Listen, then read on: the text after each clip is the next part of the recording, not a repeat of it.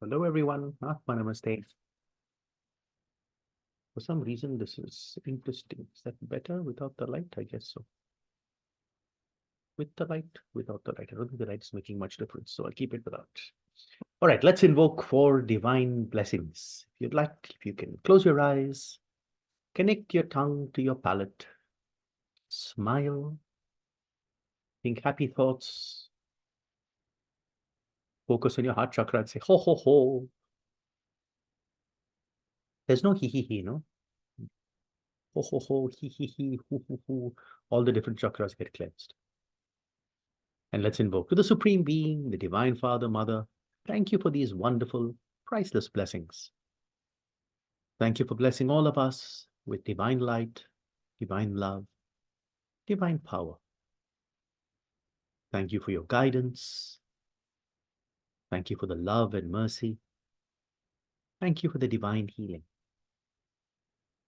Thank you for blessing all of us with compassionate, purifying light and with soothing, healing energies. May all of us be healed of all pain, all sorrow, all suffering and all sickness. May all of us be blessed with good health, happiness, spirituality, abundance and prosperity. So be it. Thank you for blessing us as we continue on our journey to become certified as healers. Thank you for blessing us with guidance, with inspiration, motivation, with excitement and enthusiasm, with lots of happiness, lots of joy. Thank you for helping us become even more effective and even more powerful instruments and channels of healing. Thank you.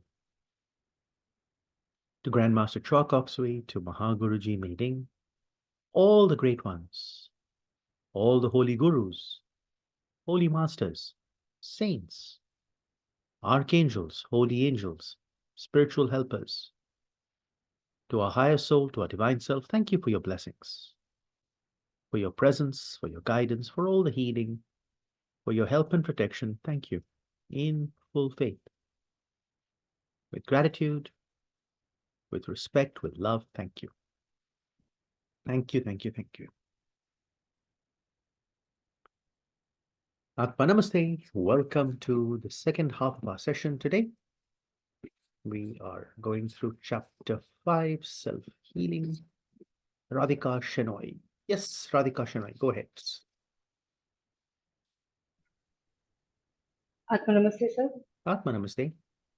I had a question for Sumi ma'am actually. She said Okay. she would do the eyes tomorrow. Yeah. I wanted to request specifically for healing of regeneration of optic nerve. You can add that. She'll be guiding you through the process. You can add that to the healing. Shouldn't be a problem. I mean, how to, the book says only about the eye and So nothing you about work, how to heal the which optic nerve. chakra controls the optic nerve? I don't know, sir. Backhead, the backhead minor chakra. And of course, the Okay. forehead chakra also. The entire nervous system would be controlled by the forehead chakra. Yeah, so you can work So on we would those two have chakras and use the colors for regeneration. on these two chakras. Yeah. What about cleaning the optic nerve per se? Do we have to do that like we You clean the can. eyes? Sure, you can. So we just imagine the optic nerve and clean it Exactly. with green and violet. Thank you so much. Thank you so much. Welcome. Atman. SRP. Hi, SRP. Can you Atman unmute? Sriram. Atma Namaste. One clarification on the sounds. Sumi mentioned for lungs, there is a separate sound for cleansing and a separate sound for energizing. Correct. Do we have something similar for stomach? Not that I know. This is, if you look at the book, Master says how you pronounce it doesn't matter. It's the intention. But as she said, Amit had shared the pronunciation with Sumi and me a few years ago. He said he heard it from Master Shah. And one of the smart things Amit did was he kept taking notes. Master Shah used to tell us not to take notes. And for one of the few times I listened to him, I didn't take notes. But Amit would take notes. So he noticed that he had this written down about the different pronunciations. So what we have, that's what we've shared. So Right. can we use the same sound for cleansing and energizing? That would be the assumption, no? If nothing is specified, it would be assumed that for healing would include cleansing, energizing. So it'll be the same sound in all those cases where there's no different sound mentioned. But again, I'm re-emphasizing, don't get caught up with the sound. Because in the book, Masters clearly mentioned the pronunciation does not matter. It's the intention. Okay. Yeah. Thank you. Okay. Anybody else? All good? All right. So let's get back to the book. So just to confirm, we're starting with general cleansing and energizing. Is that correct? General cleansing, energizing. Is that where? So we stop. Mention the sound for the kidney. So Geeta, like I said, don't get too, this is why sometimes, I'm going to be blunt with you guys. This is why sometimes we don't share extra information, because you get so caught up with the information, you don't remember what Master said. Master says, don't worry about the pronunciation. So don't worry about it. Just intention. Keep it simple. Meditation on white light. Okay, thank you, everyone. Meditation on the white light. So we're done with pranic breathing. We're done with visualization. Let's go to the meditation on the white light. So we will discuss it now, and then we will practice it towards the end of today's session, right? And then in the meantime, we'll cover a few other topics. Here we go. So method 3, the meditation on the white light. This method of general cleansing and energizing is usually called the meditation on the white light or the meditation on the middle pillar. The middle pillar technique has been used by various Oriental and Occidental esoteric schools. This technique is divided into two parts. The first dealing with general cleansing and energizing, and the second with the circulation of prana. Of course, I think most of us here are Arhatic yogis. So keep in mind, we already have the Arhatic Kundalini Yoga meditation. So this is something you can add if you'd like once in a while, but it's not something you would replace your Arhatic practice with. So let's look at part 1, gentle cleansing and energizing. First, do pranic breathing and simultaneously visualize a ball of intense bright light above the crown. Second, visualize a stream of light coming down from the ball to the crown, then gradually down to the feet. Visualize the white light cleansing and energizing all the major chakras, all the important organs, the spine, and the bones of the body. Third, visualize the white light coming out of the feet and flushing out all the grayish, diseased energy. Fourth, visualize a ball of light at the bottom of the feet. Draw in earth prana in the form of a stream of light from this brilliant ball of light. Inhale and draw in prana through the soul chakras up to the head. Exhale and let the prana sprinkle out of the crown chakra. Repeat the whole process 3 times. So basically it's from the crown, energy going down to the feet, out of the feet, from below the feet, up the body to the crown, sprinkle out of the head. We do that 3 times, down and up, down and up, down and up. All right. So we'll practice that at the end of the session. So maybe at around, let's say 1 o'clock India time or around 12:50 India time, we'll stop whatever we are reading and start this practice.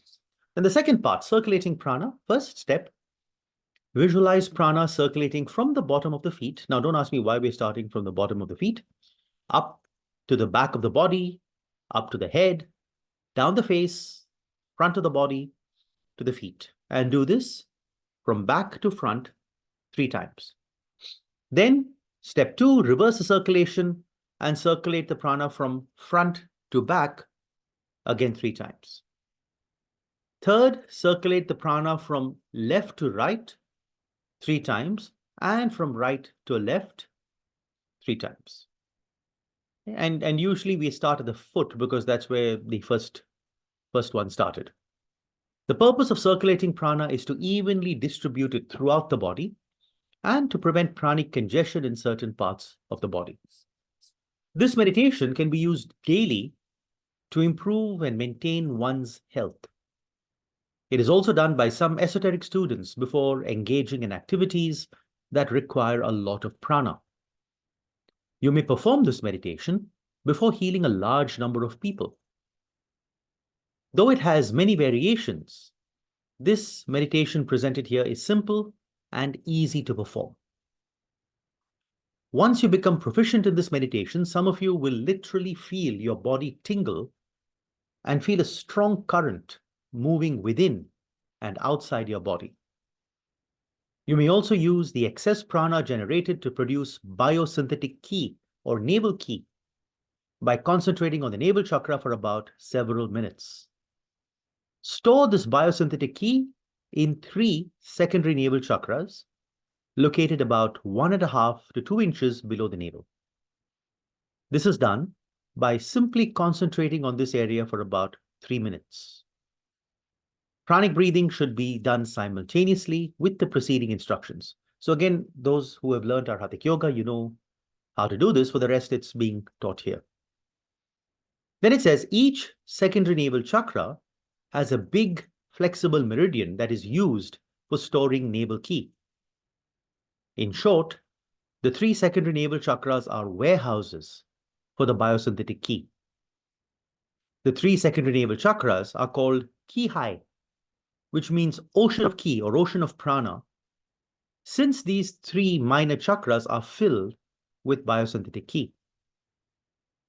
It must be repeated that biosynthetic ki or navel ki is different from prana. It is synthesized by the navel chakra. That means it's sort of created or formed by the navel and may appear as milky white, whitish red, golden yellow, and other colors. So one of the factors that affects the color of the biosynthetic ki is how much divine energy we have in our aura. A person who does not have too much divine energy, but they have a lot of extra prana, the biosynthetic ki produced by the navel for that person would be more white. But as we start downloading or bringing down more and more divine energy, and there's more divine energy available in the aura, the navel starts using some of this divine energy along with the prana to produce the biosynthetic ki. And the presence of the divine energy causes the biosynthetic ki produced to become more and more golden. Okay. Anupama saying, once stored, how to use it, when to use it? That's a good question. So we don't use this biosynthetic ki from the navel chakra or the secondary navel chakra consciously. Because if we do, it would tend to, like, definitely you don't use that energy to heal somebody else. Because if you heal someone else with your storehouse of energy, it would be like remember the water jug approach in the beginning of this book. You're giving away your own energy, and there's a tendency that we could get drained. Right? So for healing, we don't use it for others. But for ourselves, for self-healing, our body automatically taps into this storehouse for its own healing when required. And this happens automatically. You don't have to do anything specific to make it happen. It happens automatically. And that's why many of you may have experienced, once you started regular arhatic practices, which includes the gathering and storing in the navel and secondary navel, you might have noticed that after a few, maybe months or 1 or 2 months, your health started improving. Even though you may not have been doing anything specific to take care of your health, it just started improving. Why? Because of this biosynthetic ki. So your body has more energy to heal itself. And as I mentioned, the energy is getting to be more and more golden. And we know in advanced pranic healing, golden prana has a regenerating effect. So as you have more and more gold produced and stored, the body taps into this gold to heal itself as and when required. Okay, so you don't have to do anything specific to use it for healing. It happens automatically. It happens naturally. Okay. Is exercising, there's a question, is exercising before and after white light meditation necessary? It will certainly help. We know that exercising before meditation definitely helps. So we could do that. All right. So going back to the book, I'm reading this part. It is synthesized by the navel and may appear as milky white, whitish red, golden yellow, and other colors. It varies in size and density. So the quantity of energy stored varies in size and density. I remember Master Shua saying when you talk about gold, for example, there are different qualities of gold. He said it's like the physical gold, 10 carat, 12 carat, 24 carat. The quality of gold produced also varies. So going back to the book, ordinary persons have very little biosynthetic ki compared to spiritual aspirants and practitioners of Qigong, which is the Chinese art of generating internal power. It would be advisable for you to learn meditation on the white light and practice it every day. It makes your energy body cleaner, brighter, and denser, thereby making you a better healer. Now, again, keep in mind, this is in the basic book. Meaning, if you're already doing arhatic practices every day, you may not need to do this meditation every day. Not that you should not do it or cannot do it, but you may not need to. Because we know the arhatic practices are already bringing in a tremendous amount of energies into our system. Okay, let's continue. Pranic physical exercises. Physical exercise plays a vital role in self-healing and maintaining one's health. Warm-up exercises, dancing, sports, hatha yoga, martial arts, or tai chi promote circulation of prana in the body and facilitate the drawing in of fresh prana and the expelling of used up prana or diseased energy. This is seen clairvoyantly as fresh white prana being drawn in and grayish diseased energy being thrown out when one is exercising. It is better if pranic breathing is done when exercising. There are specific physical exercises in Hatha Yoga or Taoist Yoga to treat specific ailments. Which pose or exercise to use can easily be determined by observing and analyzing which part of the body is being moved, bent, compressed, or stretched by a specific pose or exercise, and what chakra or chakras are located on the corresponding part or parts that are being exercised. So we know, for example, before meditation, when you do the wrist rotation, it's the wrist being exercised. When you do the flicking, it's the elbows, the shoulders being cleansed. So you can gauge. In fact, you can develop your own exercises or techniques to clean and energize a specific chakra by inventing certain motions which would move, bend, compress, and stretch that part of the body where the specific affected chakra is located. Doing physical exercises also facilitates the assimilation of prana after pranic treatment. A good exercise should consist of a short series of motions that will clean and energize all the major and minor chakras on the arms and legs. So when we exercise after meditation, there are many reasons why we do this. One, to decongest.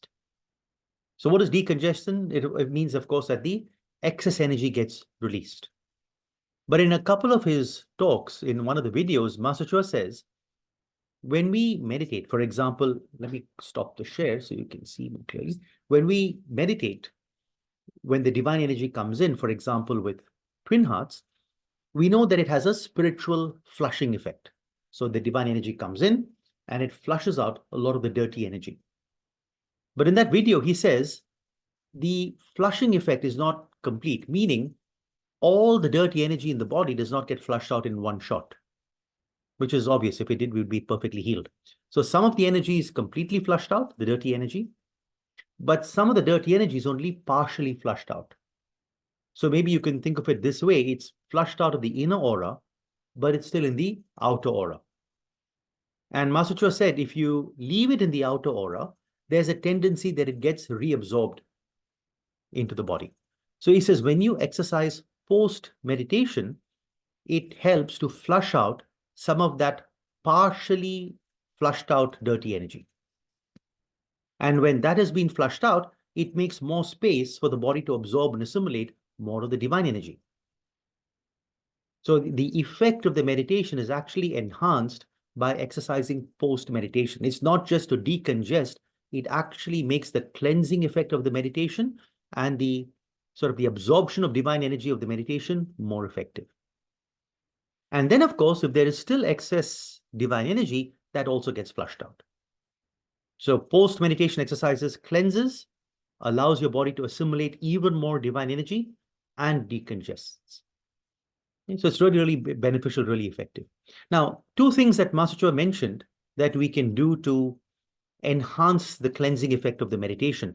The first is just adding the intention. So he says in this video, so those of you coming to Chennai retreat, you might see the video, or Delhi retreat. I can't promise, I don't know if they'll show it, but anyway. If they don't show it, don't worry, you're hearing it now. So two things Master Choa said we can do to enhance the cleansing effect. First is intend. Before you start meditation, especially twin hearts, intend that the divine energy flooding through is going to thoroughly cleanse, purify your aura, your chakras, your meridians. So Master Choa says, of course, this happens naturally, but with intention, it's more effective.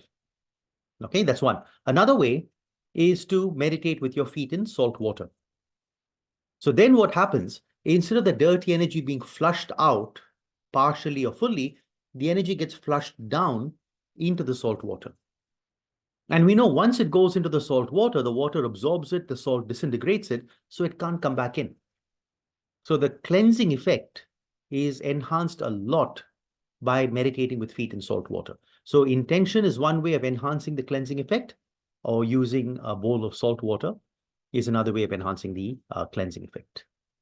Okay, so those are the two aspects. Let's look at some of the questions. Merixel, circulate from left to right means the sides of the body. Yes, and we'll be practicing it in a bit. Will it be recommended to do gentle sweeping to remove dirty energies from the outer aura? Neelakantan, if you mean after meditation, you could, but the exercise takes care of it. So if a patient exercises after, let's say, 3 or 4 hours of healing, does it reduce the time needed to absorb the healing energies in the system? Yes, you could ask your patients to also exercise. Why do we not do storing of the excess energy after twin hearts? That's from Abhirama.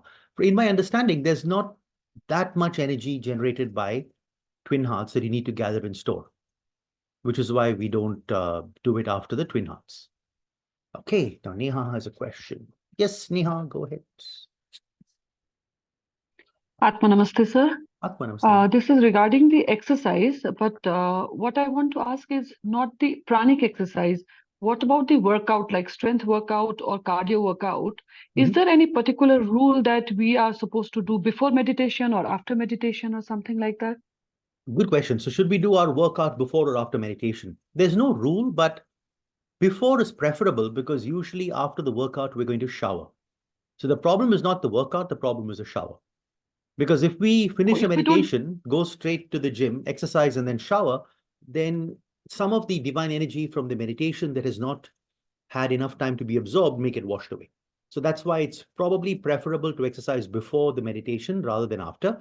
If you're going to exercise after meditation, I would give it a gap.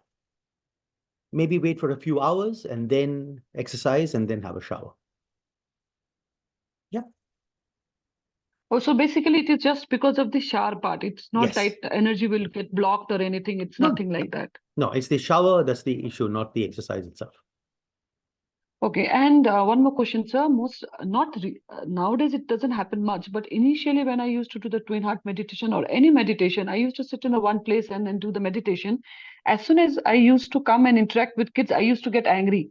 So my kids used to tease me, Mama, abhi meditation karke aaya, and then you are shouting at us again. So why it was happening? Sometimes again it have you learned happens. Arhatic yoga?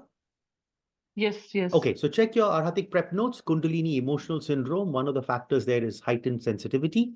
So that would be the cause most What do I do that? What do we do? Look at the We cannot solutions discuss in it. the prep notes, the solutions for Kundalini emotional syndrome. Okay, sir. Yeah. Okay, sir. Thank you. Okay. Thank you, sir. Sunakshi is saying Taoist healing sounds. Can it be used for others as well? Yes, you can. But usually, I think, try it on yourself first and then maybe try it for others. Saad is saying, what prevents from storing energy after the meditation of the soul? You can. Short answer. You can do that. We don't normally do it. I don't know why, but Master did say you can. All right, so let's continue. Somebody's mic is unmuted. All right. So let's continue.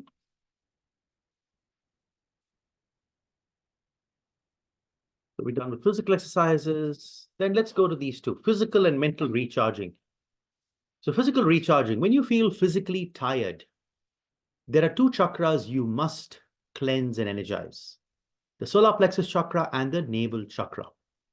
Remember when we were studying chakras in the earlier chapter of this book, we saw that the navel chakra is connected with the vitality of the body. Right? And solar plexus, Master Chua says, being in the center of the body, close to most of the major organs, the solar plexus acts as a very convenient entry point through which we can energize the whole body. So steps: apply localized sweeping on the solar plexus chakra 30 times. And then, where are we? Energize the solar plexus chakra with your palms or the tips of your fingers by doing pranic breathing for about 10 cycles. When exhaling, be aware of the whole body. This is to facilitate the distribution of pranic energy to the different parts of the body. Third, apply distributive sweeping on the solar plexus chakra to avoid congestion. Fourth, stabilize the projected pranic energy. So you notice for self-healing, Sumi covered this already, there's no cutting. When this is done properly, the body will be energized and recharged. However, if you are still exhausted, you can do more pranic breathing cycles. To further strengthen and energize the body, the navel chakra may also be treated. Apply localized sweeping on the navel chakra 30 times. Energize the navel chakra with your palms or the tips of your fingers by doing pranic breathing for 5 to 10 cycles and stabilize. So if some of you have attended the class Spiritual Business Management, you might remember the slide. So the way Master recommends we do it is to cup your hands like this, keep your fingers together, and then you keep your hands like this. I'm just going to show you on my throat so that you can see to energize. Now, that doesn't mean you have to do it this way. It's just what happens is when we start healing regularly, the mini chakras become really big, the fingertip mini chakras. By the way, those of you who've done the or read the book Inner Teachings of Hinduism, you might remember that there is a chakra called the Sudarshana chakra, used by Krishna or used by Vishnu, and it was usually used to cut off somebody's head. So according to Master Chua, that is symbolic of a huge fingertip mini chakra of the great avatar, of the great teacher. And it's not that the chakra comes off the finger and cuts off the head. It's the energy coming from the chakra that actually goes to that person. Now then Master also said, why would Vishnu, being the avatar of love, cut off people's heads? So he said that is actually connected to the story of Ganesha. So in the story of Ganesha, when Shiva cuts off his son's head, Master Chua says it is actually symbolic that with the blessings of the soul, you're able to regulate your lower nature. Because in the Spiritual Essence of Man book, the chakras from the throat below are connected with the incarnated soul. The chakras above are connected to the higher soul. So cutting of the head, according to Master Chua, symbolizes the regulation of the lower nature. So it's not actually killing a person, it's actually regulating the lower nature. And in the story of Ganesha, after the head is cut off, the mother, Parvati, says, bring my son back to life. Now his head would have been rolling around there, right? Shiva just cut it off. He didn't cause it to explode into a million pieces. So if you want to bring him back to life, take your own son's head, put it back on his body. But what does Shiva do? He says, no, go find another animal. And they find a baby elephant. They cut off the baby elephant's head and they put the baby elephant's head on the son's body. Okay, but why kill another animal? So all of this is symbolic. So according to Master Chua, cutting off the head is symbolic of regulating the lower nature. Right? Now, when you regulate the lower nature, what happens? More soul energy comes in. Right? It's like with character building, spiritual core becomes bigger, more divine energy comes in. That divine energy eventually reaches the base of the spine, awakens the Kundalini. And when the Kundalini is fully awakened, the person is symbolized as having an elephant head. So that's the story of Ganesha. So similarly, in the stories of Vishnu or Krishna, where he uses the Sudarshana chakra, it is supposed to be symbolic of the great teacher using energy from his finger to help that person regulate his or her lower nature, symbolized by the cutting of the head. Incredible, no? So it's connection to what we're learning here, connection to Spiritual Essence of Man book, connection to Hinduism book. So that's why when you're studying masters' books, really study them and try and connect the pieces. It's incredible. Okay, what else? Now the questions have gone to Hinduism. Is there a similar symbolism used in Krishna lifting the Mount Govardhan? Good question, but Master hasn't covered this, so I'm not too sure. Neelkantan, here solar plexus is the front. We don't need to energize the back. So Neelkantan, remember, solar plexus is one chakra. So when you energize the front, the back automatically gets energized. But if you want to energize from the back, you could do so. You're welcome, Shweta ma'am. The insight is from Master, not from me. Why elephant used as more evolved? Kiran, time to attend the Hinduism class. Okay. So Master Chua says in some of the old yoga books, when they drew the basic chakra, they had an image of an elephant in the basic chakra. And that elephant had 7 trunks. So Master Chua says that symbolizes the Kundalini. So it's not only the snake that is a symbol of the Kundalini, the elephant has also been used as a symbol of the Kundalini, or especially in China, the dragon. So in this story of Ganesha, I guess they decided to use the elephant symbol. And so instead of the elephant, that is the Kundalini energy, being near the basic chakra, the Kundalini had come to the crown. So it's like showing the elephant at the crown, elephant head. Okay. Ankita, in context of recharging, what would Master say about the need of our sleeping hours? He would say sleep. Right? Now, each person is different. He did not say you should only, one thing with Master Chua, he would not say you must sleep only 4 hours or you must sleep only 5 hours. You sleep however much your body needs to. Some people need more. Some people are able to manage with less. So just sleep as per what your body needs. But as you meditate regularly, there is a small, in my case, small reduction in how many hours you need to sleep. I know very few people, maybe 5 people, 10 people, who say they can manage with 4 hours of sleep of night, 4 hours of sleep a night, right? I'm certainly not one of them. Okay? So though many books will say once you start meditating, you can manage with 4 hours of sleep, it hasn't happened to me, or most people I know. But most people I know have said that with regular meditation, their need for sleep has reduced, maybe reduced by an hour, right? So that's basically what most of us have noticed. All right, continue. Yes, I agree. An elephant head looks better than a snake head. Snake head people will probably be terrified. Well, people are already terrified of Kali, for example. So that is also true. Okay, let's go back to the book. What's next? So mental recharging. When you are mentally exhausted and you still have a lot of work to do, you can do the following. Apply localized sweeping 30 times each on the Ajna chakra, forehead chakra, crown chakra, and the sides of the head. Apply localized sweeping on your back head, that's the minor chakra, for 30 times. Curl your fingers and place them at the back of your head. So again, the same way as I showed you earlier, curling the fingers at the back of the head. Curl your fingers and place them at the back of your head, and then do deep pranic breathing 5 to 10 times to energize the entire head. When exhaling, be aware of the Ajna chakra, the forehead, and the crown chakras, the left and right brain, and the left and right eyes. This is to facilitate the distribution of pranic energy to the different parts of the head. If you feel a bit dizzy or over-energized, apply some sweeping on the head to remove the excess energy. So since we're doing the practice of the meditation on the white light, I will skip these practices so you can, I'm sure you know how to do it. Water and salt bath.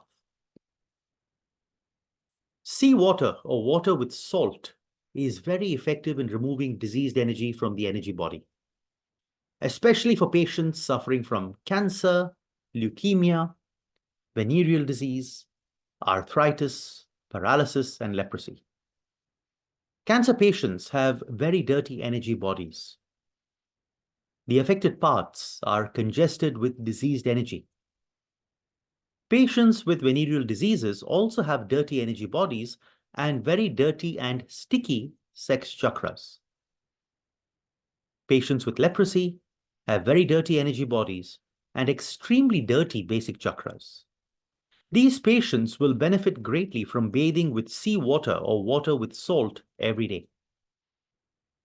The water with salt treatment will substantially clean the energy body and gradually strengthen the body and its defense system.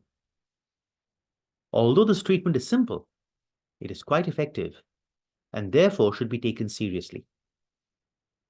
This treatment has to be done once or twice a day because the energy body becomes dirty again after a while or after a day. This is also why the treatment has to be done daily or thrice a week for at least several months or for a lifetime. So what are the steps? A, take a swim in seawater for 20 minutes. This will substantially clean the energy body. If this is not possible, taking a bath with water and salt will do. After cleansing yourself with soap and water, rub your entire body gently with fine salt. And you can focus on the chakra areas. So for example, forehead, between the eyebrows, temples, jaw minor, throat and secondary throat, front heart, front solar, back solar, all the major chakras. Master Choa used to say, don't forget the perineum. Just because when you walk around, go to different places, sit on different chairs, the perineum chakra comes in contact with the chair that you're sitting on and tends to get contaminated by absorbing some of the dirty energy in the sofa or the cushion. So perineum and also the minor chakras, armpits, elbow, palm, hip, knee, sole, minor. So you can focus on the major chakra, minor chakra areas, or just as Master says, entire body. Then wash it off after about 1 or 2 minutes. If you have a severe ailment, you may prepare a mixture of salt and water. Put about 1 to 2 kilograms of sea salt or fine salt into a tub of warm water at about 39 to 40 degrees centigrade. Soak yourself in it. This has to be done every day. Now, Master also said to make it more effective, you can use a mixture of salt and coffee. I think I mentioned that earlier. So what you could do is get about 80% of salt, so let's say 800 grams, all right, and 20% of coffee, so about 200 grams. All right, so 80-20. And then after 80-20, you mix it up. And in fact, he says, if you'd like, you can make it even more potent by adding a few drops of lavender oil. So you'll now have green prana from the salt, orange prana from the coffee, violet prana from the lavender oil. And then to make it even more effective, he said, you can chant Om 7 times and with your hands direct the energy, the divine energy, into the salt, coffee, lavender oil mix. Okay, so 80% salt, 20% coffee, a few drops of lavender oil, 2, 3 drops, 4 drops of lavender oil, Om 7 times. And then you use that mixture all over the body or on the major, minor chakras. Again, wait for 1 or 2 minutes, wash it off. Now, of course, in this case, after you wash it off, you'll have to use soap and water. Because in the book, it says use soap and water first, then salt. But with coffee, if you don't use soap after the coffee, unfortunately, some coffee tends to stick to the body. So it's better, at least in personal experience, to use soap after coffee salt mix. All right, so that would be another way. And then to energize the body, just rest under a shaded area to absorb pranic energy from the surroundings through pranic breathing. Do this every day for the first 2 weeks, then later thrice a week for several months or for as long as necessary. Right, so that's using coffee and salt. Then for arthritic or paralytic patients, A, take a swim in seawater for about 20 minutes to clean the energy body. B, cover your body up to the shoulders with sand to absorb ground prana. The sand should not be too hot for you to take. And C, repeat thrice a week for as long as necessary. We used to do this in some of the earlier retreats, and it's still done outside of India. But in India, it's a little bit difficult now because, for example, in Chennai this weekend, they're expecting 2,200 Arhatik yogis attending the retreat. So we'll need to use the entire Marina Beach and Besanagar Beach to cover all of that. But outside of India, it's often done. What else? Repeat thrice a week for as long as necessary. Meat and fish should be avoided in your diet to facilitate healing, since their pranic energy content is not so clean as vegetables and fruits. Patients with cancer should avoid taking mega doses of vitamins E, A, C, and royal jelly because they may aggravate the condition. Patients with venereal diseases should avoid taking mega doses of vitamins E, B12, and royal jelly. Right? Then we're continuing with self-healing, avoiding negative emotions and negative thoughts. The author has observed that many patients with severe ailments usually harbor negative emotions for a long period. An example is a patient who suffers from cirrhosis of the liver in spite of the fact that he does not drink alcohol. He has a bad temper and curses other people at the slightest provocation. Due to negative emotions, his solar plexus chakra malfunctioned and inevitably affected his liver. It has also been observed by the author that many patients suffering from severe rheumatoid arthritis, damaged kidneys, and malfunctioning of the immune defense system, have so much resentment and anger. Patients with cyst in the bust or the armpit tend to have too much stress. Their solar plexus chakra is quite congested. Stress also affects the solar plexus chakra and liver, and to a certain degree, the cholesterol level of the body. It is therefore advisable for patients suffering from severe ailments to have a more positive attitude and emotions and learn simple meditation. So again, a very good reason for teaching our patients pranic breathing and also pranic breathing and meditation on twin hearts. Principle of diversion or releasing. One time, the author had a severe headache. Instead of healing himself or having a friend heal him, he decided to experiment by listening to soothing music with full concentration. He was curious as to what would happen to his energy body and the diseased energy. The effect, based on a clairvoyance observation, was amazing. The grayish, diseased energy started to thin out gradually and slowly to the extent of almost disappearing.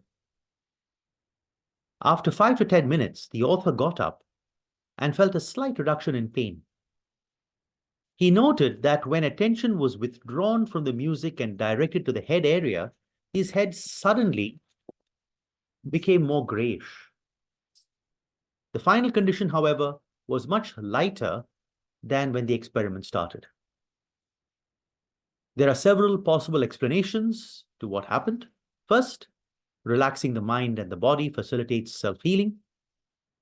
Second, since the energy body is easily affected by the mind and the emotions, anything that has a positive effect on the mind must also have some positive effect on the body, on the energy body. Third, by diverting the attention to something that is pleasant or harmonious, the diseased energy was released or the hold was loosened, thereby allowing the body to heal itself more effectively. This is why the grayish matter became thinner or lighter. It seems that when the attention is focused on the pain, this tends to hold together the diseased energy, thus hindering the healing process. 4, by reconcentrating on the affected part, the diseased energy was drawn back so that the affected part became grayish again. The author has observed that if he focuses his attention on the pain and tries to remove it, he finds it more difficult to heal himself. But if he just ignores the pain and concentrates fully on what he is visualizing, the rate of healing is very fast. The principle of diversion or releasing is also applicable in healing others.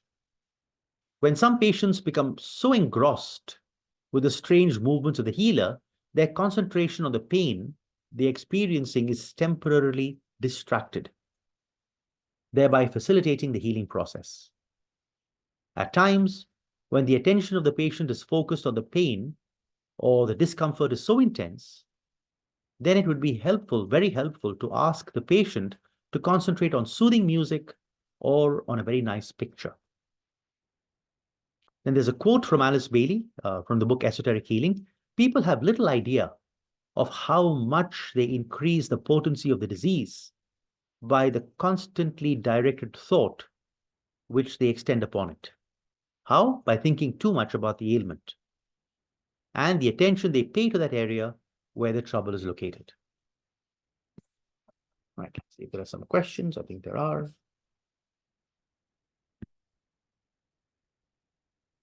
What is, okay, before that, some more questions. Can you show how to curl in the back of the head? So back of the head, same process. Cup your hands, make your hands like this. Now, the reason for this is you're using prana from the palm as well as prana from the fingertip chakras. Okay, so it's not wrong to energize the back of your head like that with your palm. There's nothing wrong with that. But as we heal regularly and as we meditate regularly, these mini chakras get really big. A lot of prana is going to come out of the fingertips. So if you do this, some of the prana is just going to be released to the side and it's not helping with the healing. Nothing wrong with it, but it's not that effective, not that efficient, not effective, not that efficient. But if I do this, the energy from my fingertips is going into the head and the energy from the palm is also going into the head. So I'll just show you, let's say on my throat like that. Okay, so fingertips energy is going in, palm energy is going in. And you can use both. So you can do it at the back of your head like this. Right, so energy from both the palms, energies from the fingertips is going into the back head. And as you exhale, focus on the eyes, ajna, forehead, crown, temples, so the energy spreads.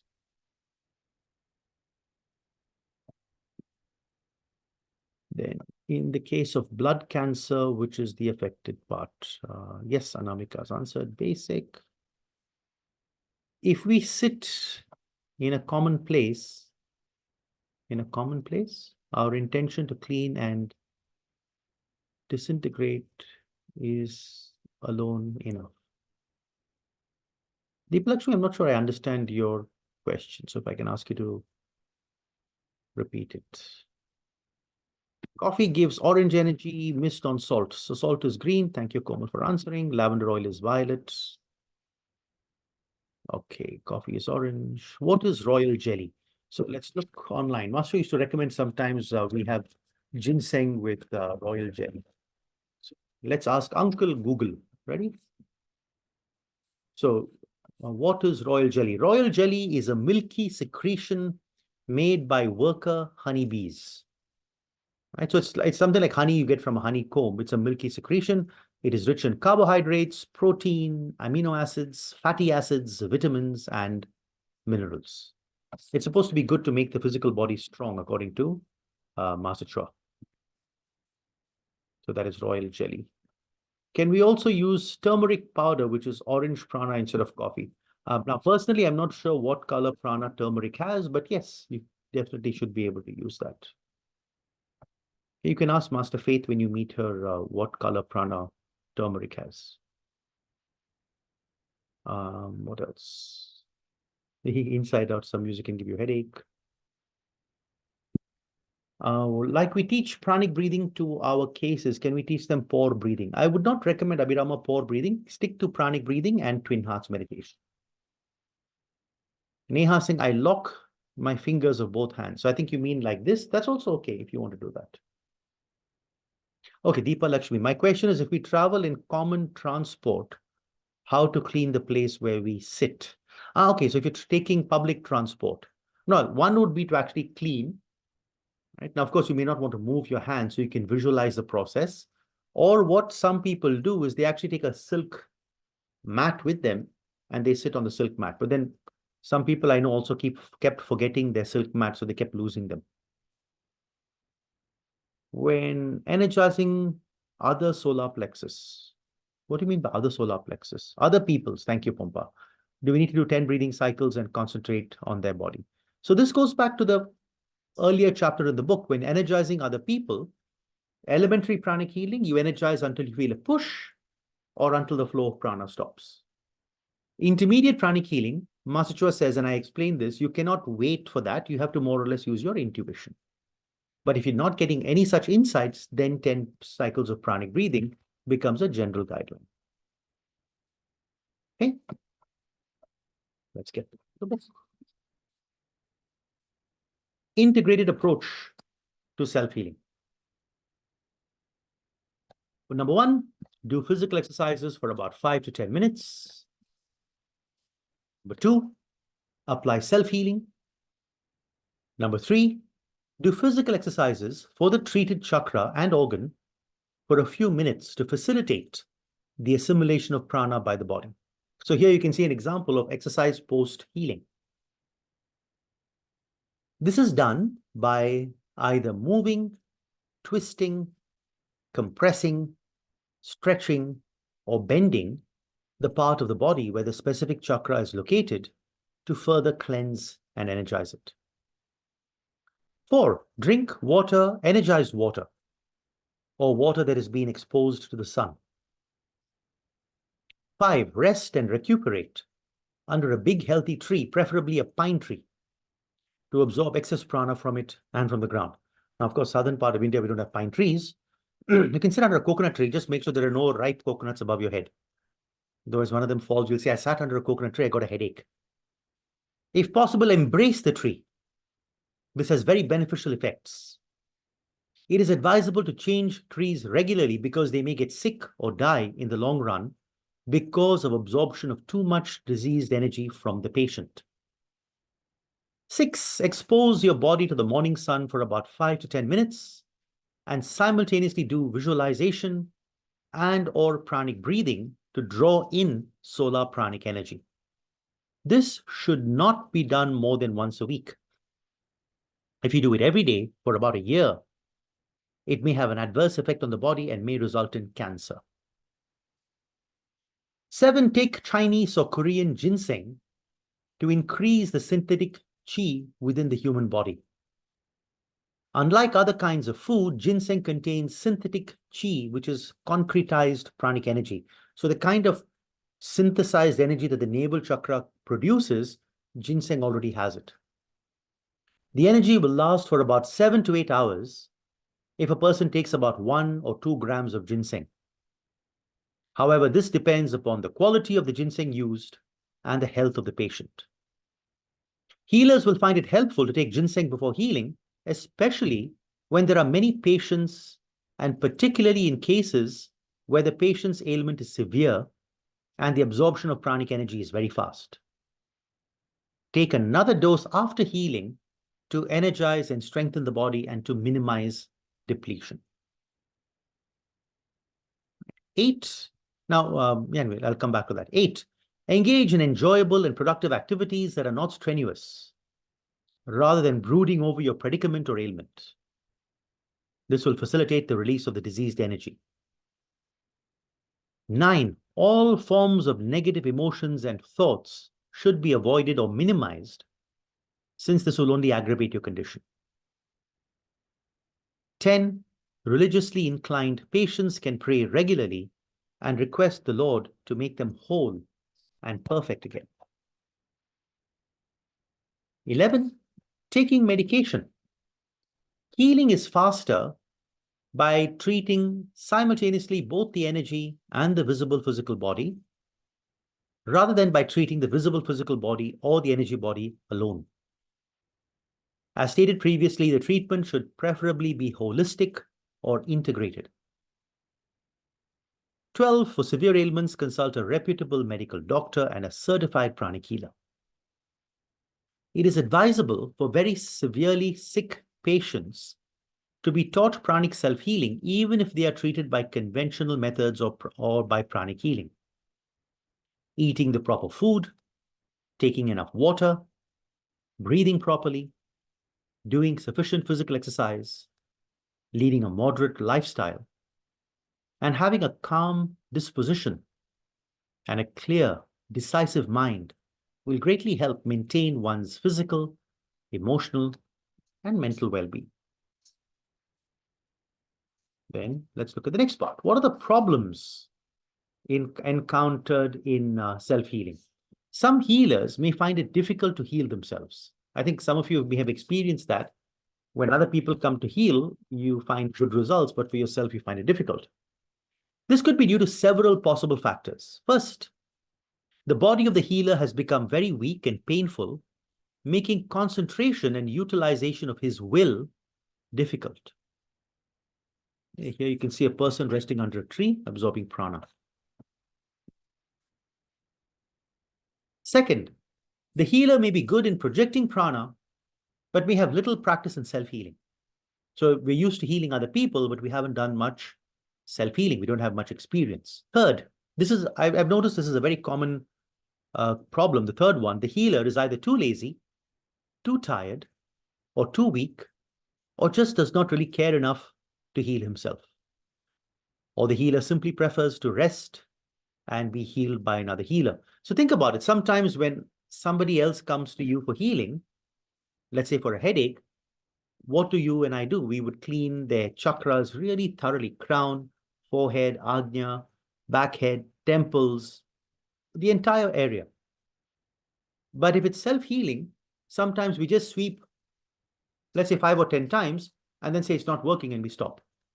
We don't take the same amount of time or put in the same amount of effort to heal ourselves as we do with other people. So it's not that we can't do it, it's we don't put in the required time, effort to do it. Fourth, the ailment requires treatment using other supplementary or more appropriate forms of healing combined with pranic healing. And fifth, on rare occasions, healing oneself of serious ailments is not possible due to karmic factors or negative karma. Many healers sometimes find it difficult to heal themselves, and the author is no exception. He does not hesitate to take medication whenever necessary, consult a medical doctor, get an acupuncture massage, or seek the help of another healer if he does not feel too well. There are times when he prefers to rest and let another person do the healing. Let's see how much more we have. Karma, the golden rule. Okay, we're not going to finish this chapter today. We'll have to come back tomorrow. All right, so let me just give you a bit of some insights into karma, and then we will practice the meditation on the white light, and then tomorrow we'll start from this topic. Okay. Abhirama is saying, when I heal someone else, I feel I'm healed as well. Yes, that's a good point based on the law of karma. So karma, there is a concern sometimes, I don't think too many of us have it, that when we heal other people, we'll be taking on their karma. Okay, so sometimes you may hear people saying pranic healing is dangerous, you take on the karma of the other person, right? So you may have heard of these questions, heard of these points. So let's analyze it. First of all, what does the law of karma say? What you do to someone comes back to you. Okay, so if we just take the law of karma as based on definition, when we're healing, what are we doing or what are we trying to do? We're trying to improve health. So based on the law of karma, if I'm trying to heal someone, what should come back to me is better health. And that's what Abhirama just mentioned. And I'm sure many of you may have experienced this. As you heal other people, your body got healed. Okay? When we heal, we're trying to take away pain. We're trying to reduce suffering. Or if you're doing psychotherapy, you're trying to reduce stress and worry. So based on definition, if this is what we're trying to do to others, that's what should come back to us. Why should we suffer? Okay. So then a second factor comes in, which says that you are interfering in the patient's karma, and that is why it's dangerous. So then my first answer to that is, what about a doctor? If a patient has cancer, the doctor performs surgery, removes the cancer cells, and cures the patient. Why is that not interference in karma? Okay? And I don't think anyone or most people don't believe that a doctor is interfering in the patient's karma by giving the medicine. So if it's true for a pranic healer that we're interfering in the karma, why is it not true for a doctor? Why is it not true for a dentist? Then the answer to that is no, but they're not working on the energy level. Okay, what about a homeopath? What about an Ayurvedic doctor? What about a naturopath? Right? We know that these forms of medicine definitely have a greater impact or an effect on the subtle bodies. So why not those kinds of doctors taking on the karma of the patient? But there doesn't seem to be any such perception. Okay, so these are some of the points you should be looking at. If we are really, if based on the law of karma definition, what we do comes back, when we're trying to help somebody, why would we suffer in return? That's one. Number two, leaving aside definition, if trying to help heal somebody interferes in their karma, why does it not happen to all healers, including medical doctors? Why is it supposedly primarily pranic healing that interferes in the karma? So that's the second thing to keep in mind. Third thing to keep in mind is that we have to look at the practicality of it. There are many people in the world today who, in India especially, and other countries, who have been practicing pranic healing for 20, 30 years. Pranic healing came into India in 1991. People who've learned in the early 90s, they've been in pranic healing for close to 30 years.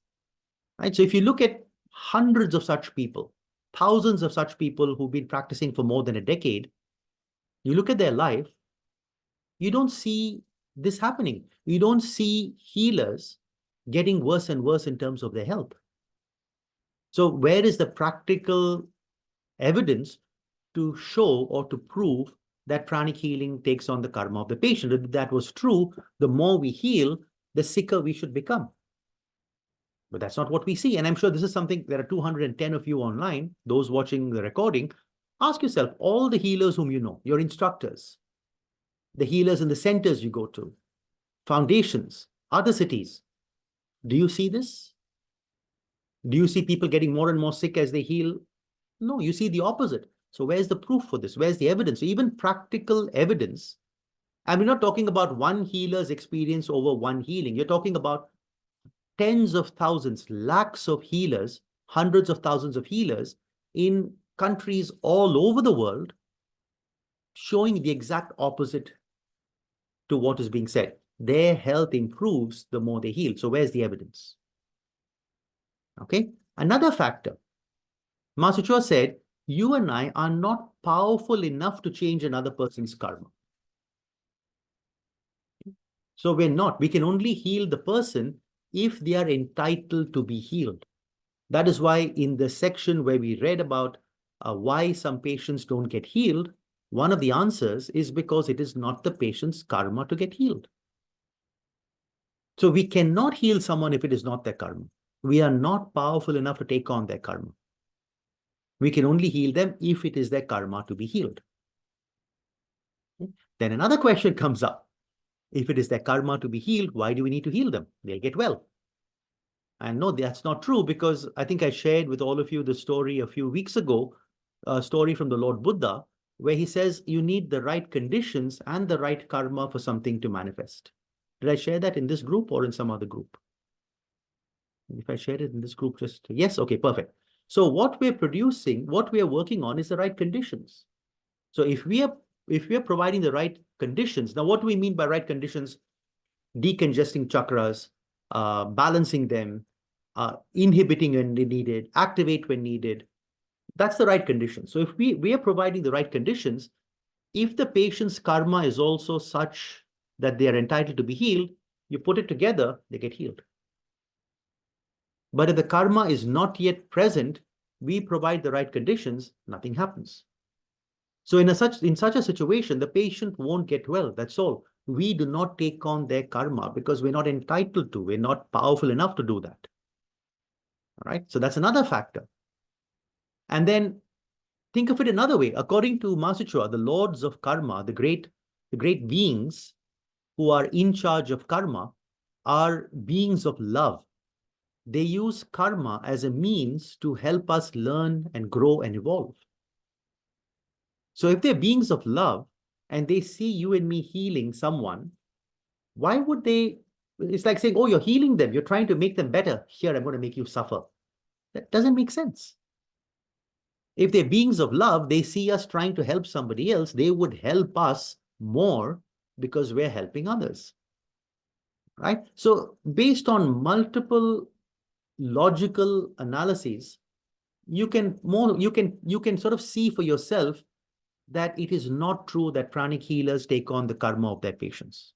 And you're not saying this because Master Chua said so, based on your own discernment, based on evidence that you see around you, and not evidence with one healer, but thousands of healers over 30 years in countries across the world.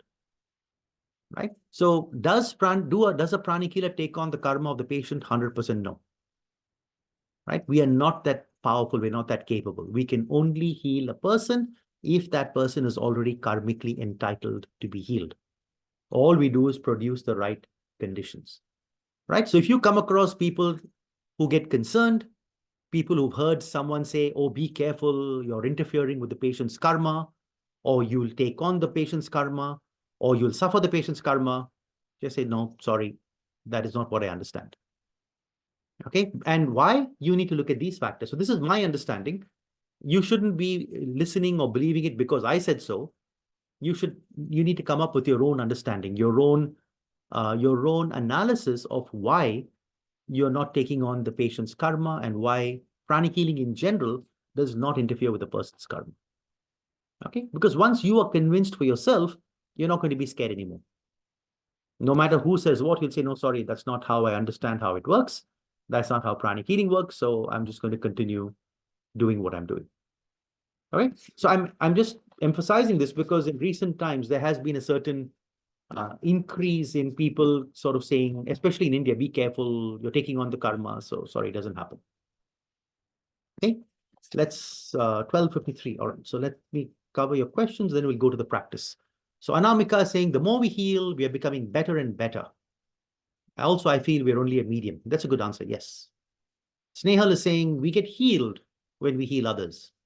And this I have experienced many times. Perfect. Thank you for sharing, Snehal.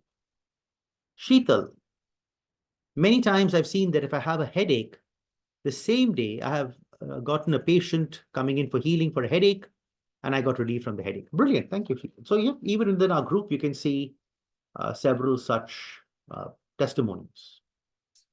All right. So with that, let's start with our practice. We're going to practice the meditation on the white light together. Let me just open that page. All right, so let's start with an invocation. And if you like, you can close your eyes, connect your tongue to your palate, inhale and exhale slowly. And let's invoke to the Supreme Being, the Divine Father and Mother. We thank you for your priceless blessings. Thank you for helping us and guiding us during our practice to experience miraculous healing, complete healing, instantaneous healing, permanent healing on all levels, physical, etheric, emotional, and psychological. Thank you for giving us this opportunity to receive healing from one another as we practice this in a group.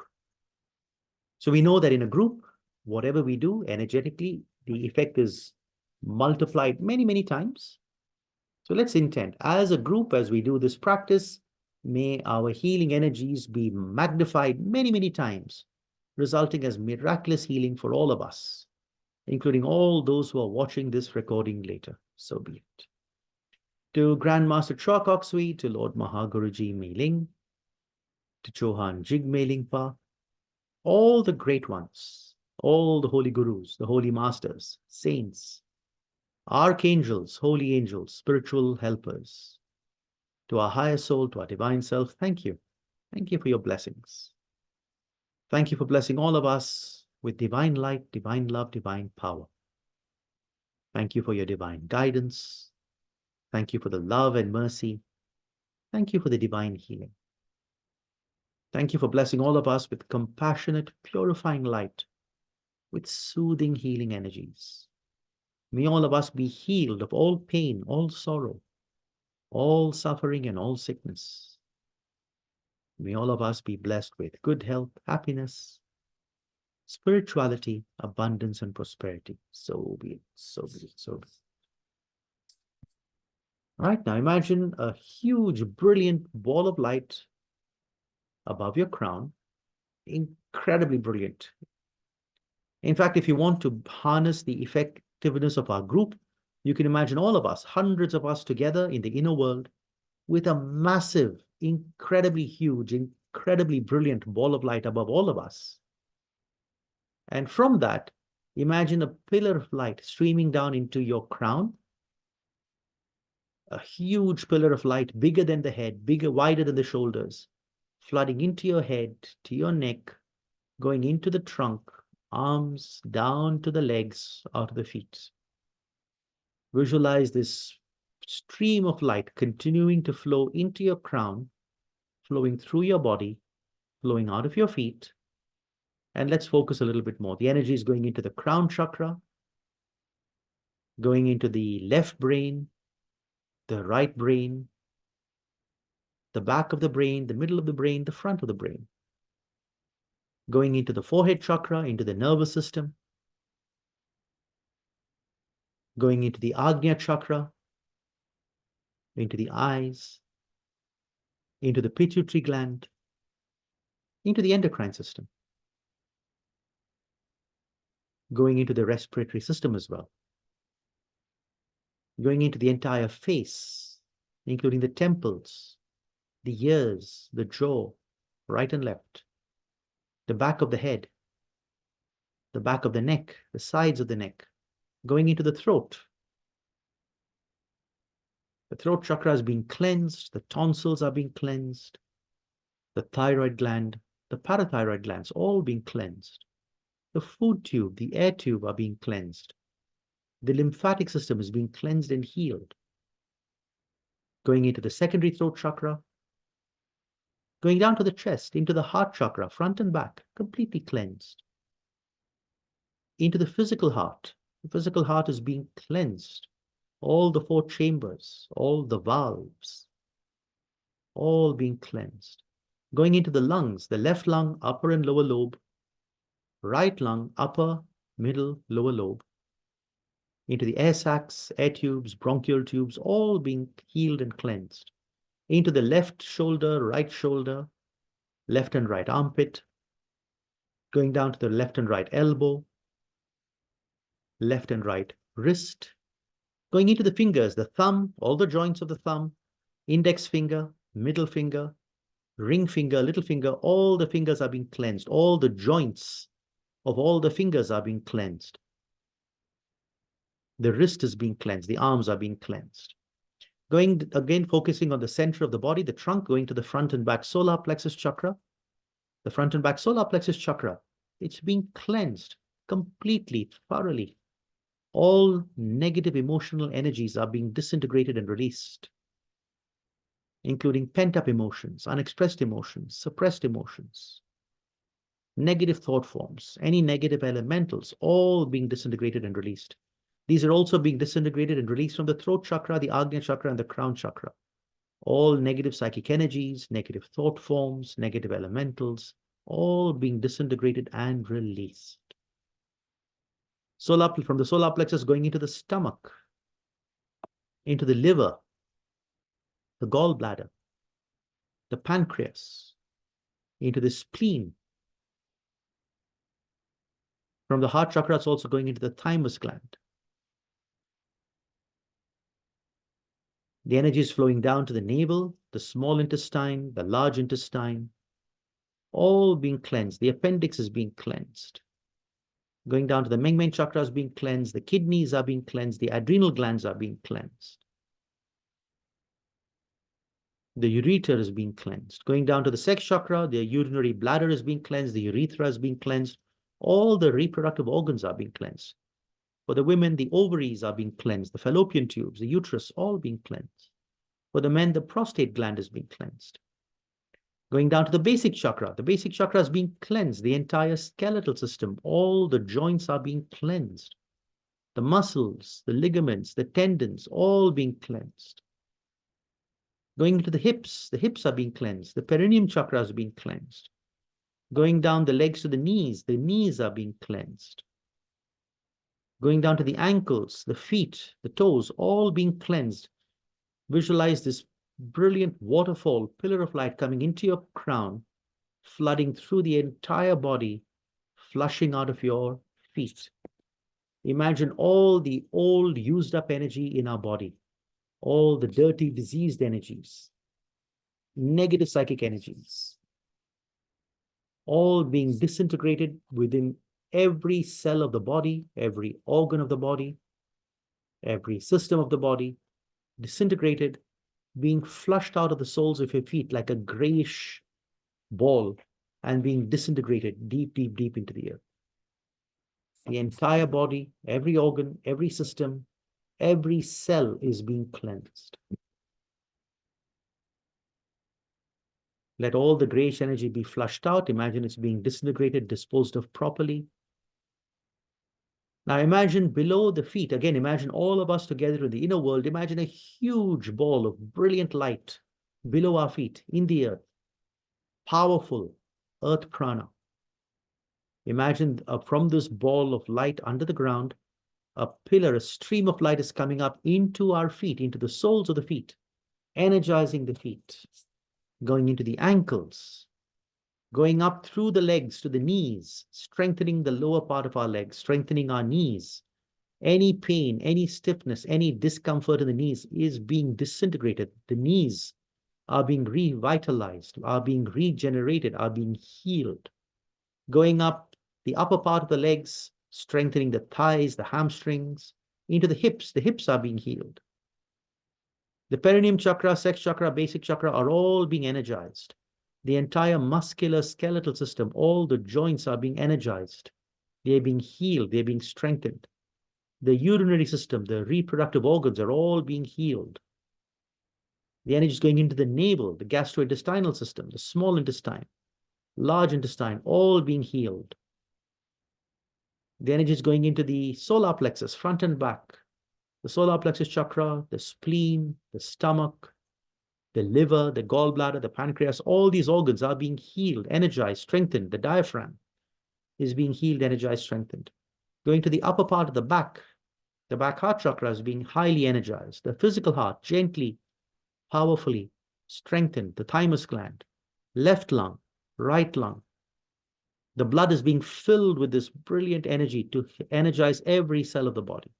It's going into the left and right armpit, the shoulders, down to the left and right elbow, left and right wrist, into the fingers of the left hand, fingers of the right hand, the arms, the shoulders, the elbows, all being highly energized. Any pain, stiffness is being disintegrated and released. Going into the neck, the back of the neck, the sides, the throat chakra is being energized. Secondary throat chakra energized. The respiratory system is being healed. The immune system, the lymphatic system is being healed and strengthened, revitalized. Then it is going into the back of the head, into the jaw, left and right, the mouth, the gums, the teeth.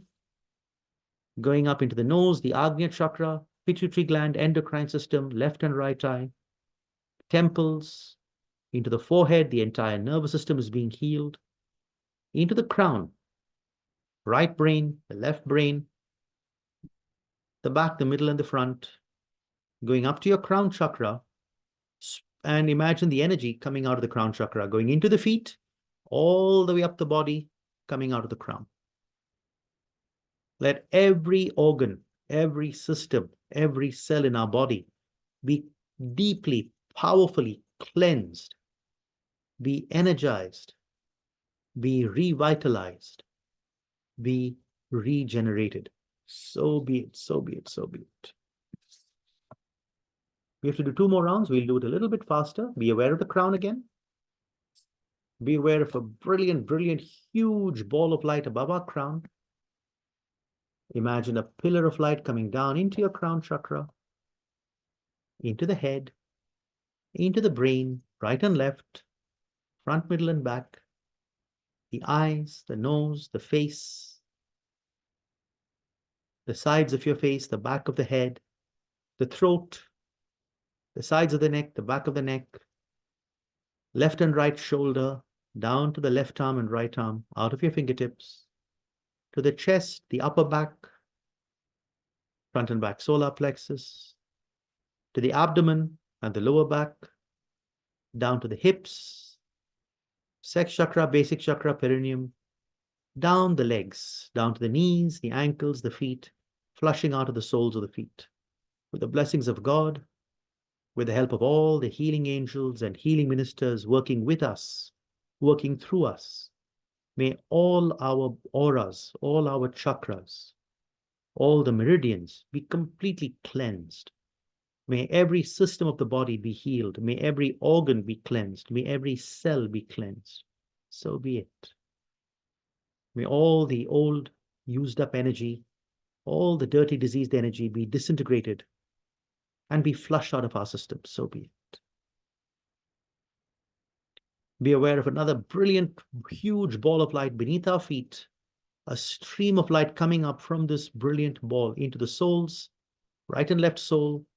Visualize your right and left foot filled with this healing energy, revitalizing, regenerating, healing every cell in the body, every organ, every system, every joint, into the heel, the ankle, up to the knee, left and right knee. Visualize the entire knee joint, the back, the front, the sides being filled with light, revitalized, regenerated, healed.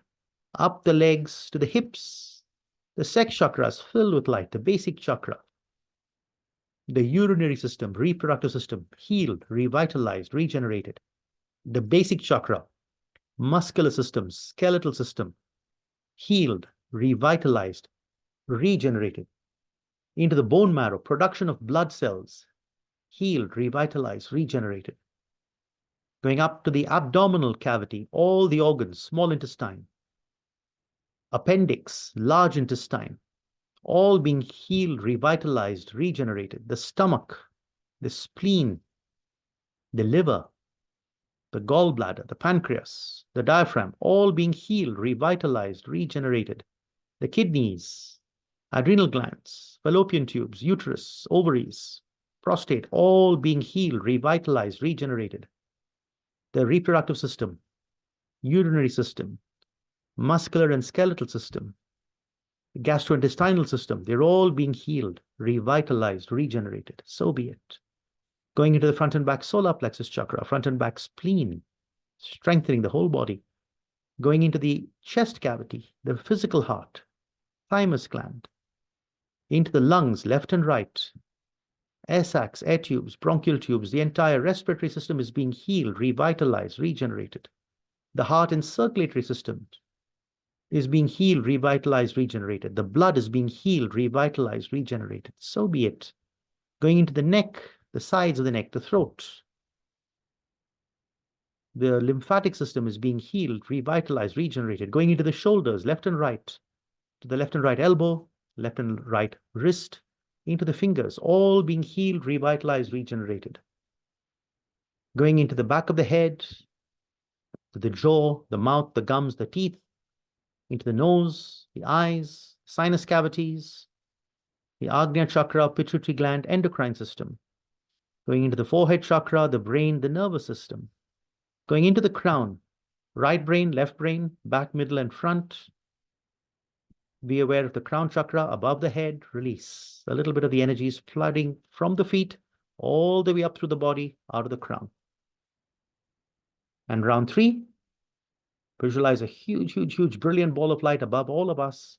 Imagine a stream of light coming down into the crown, into the brain, right and left, front, middle, and back. The entire head, crown chakra, forehead chakra, Agnya chakra, temple minor chakras, eye minor chakras, ear minor chakras, jaw minor chakras, all being cleansed. Throat and secondary throat being cleansed. The base head minor chakras being cleansed. Going down to the chest, the front and back heart chakras being cleansed. Armpit minor chakras, elbow minor, palm minor, fingertip mini chakras, all being cleansed. The lung minor chakras, left and right, being cleansed. The heart minor chakra is being cleansed. Going down to the solar plexus, front and back, they're being cleansed. Front and back spleen cleansed. The stomach minor chakra cleansed. Pancreas minor chakra cleansed. Liver minor chakras, all three cleansed. The gallbladder mini chakra cleansed. Going down to the navel chakras being cleansed. The small intestine minor chakra, the large intestine minor chakra, all being cleansed. Appendix mini chakras being cleansed.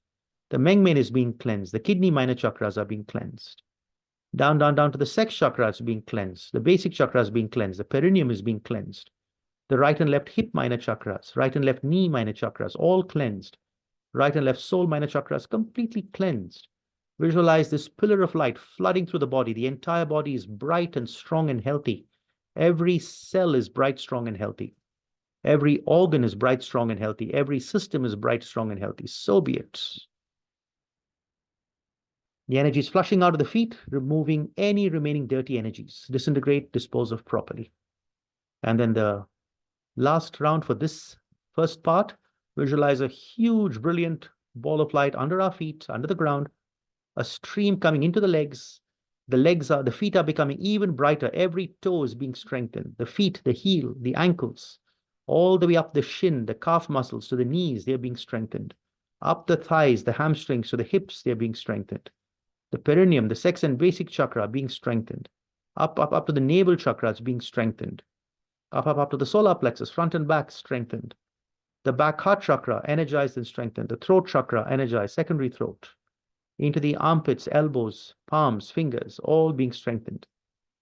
All the minor chakras, the small and large intestine minor chakra, the bladder minor chakra, all being energized. The left and right ovary minor chakras being energized.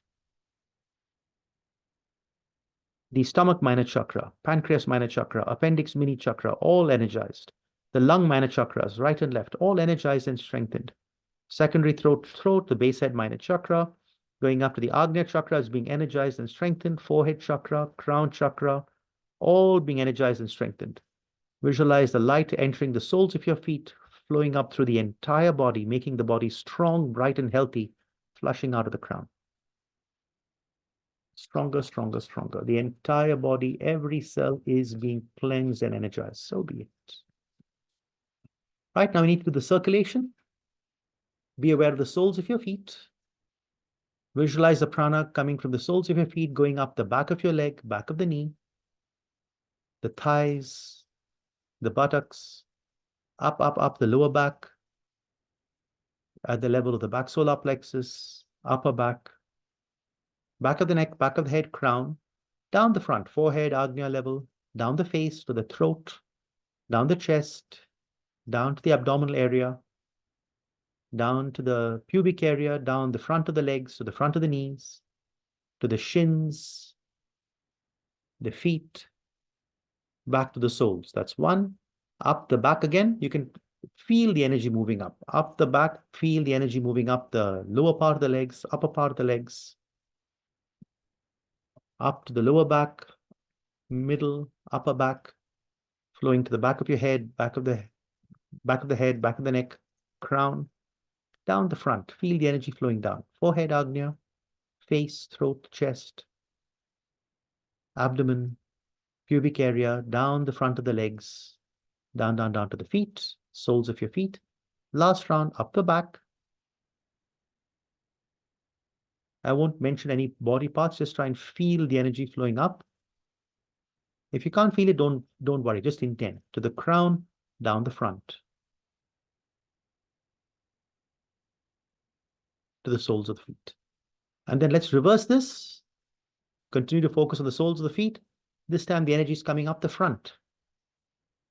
The front of your legs, the shins, the knee, the thighs, up the abdomen, the chest, the throat, the face, the crown, down the back of the head, down to the neck, upper back, middle, lower back, down the back of the legs, the hamstrings, the back of the knee, the calves, to the heel, down below the soles of the feet. Number two, up the front again. Once again, try to just sense the energy moving up. If you can't sense anything, just intend. Let the energy flow up the front of my body to the crown and flow down the back of my body to the soles of the feet.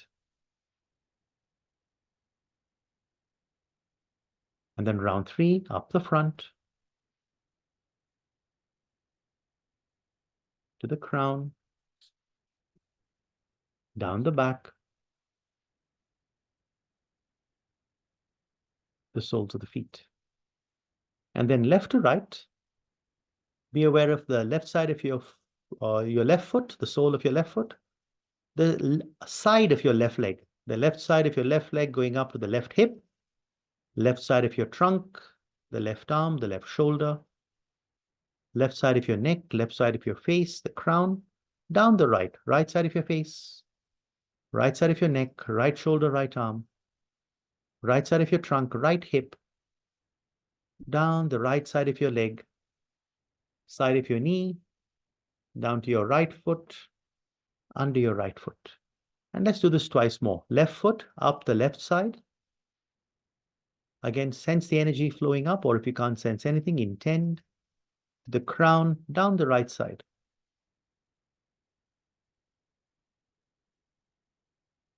Round 3, up the left side, to the crown, down the right side.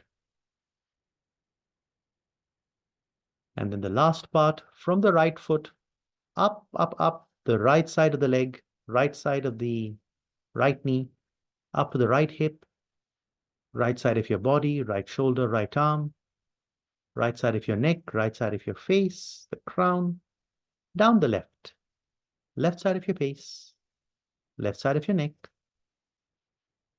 left shoulder, left arm, left side of your trunk, left hip, left side of your leg, all the way down to the left foot, the bottom of your left foot. And twice more. Up the right, to the crown, down the left. Up the right, to the crown, down the left.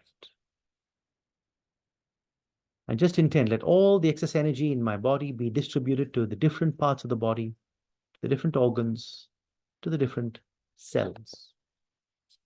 You can also intend that all the excess energy is being gathered to the navel chakra, being stored in the secondary navel chakras right now. And just affirm, I, the soul, willingly and gratefully accept, absorb, and assimilate all these healing energies deeply and completely and permanently into every cell of my body. So be it. I, the soul, accept, absorb, and assimilate these healing energies spiritually, on all levels, spiritually, mentally, emotionally, etherically, and physically. With the blessings of God, so be it. And we end with a prayer. The Supreme God, Divine Father, Mother, thank you for the blessings. Thank you for all the teachings. Thank you for this powerful healing. Thank you. To Grandmaster Chua Kok Sui, to Mahaguruji Mei Ling, all the great ones, Johan Jigme Lingpa, the holy gurus, the holy masters, the saints, all the archangels, holy angels, and spiritual helpers, to our higher soul, to our divine self, thank you for the blessings. Thank you for the healing. In full faith, we thank you. With gratitude, respect, and love, thank you, thank you, thank you. Inhale slowly and deeply, absorb all the blessings and energies, and as you exhale, be aware of your head, your palms, your soles, to distribute the energy to different parts. All right, so with that, we end for today, and see you tomorrow at same time, 10 a.m. India time. Right, thank you. Atma Namaste. Bye-bye.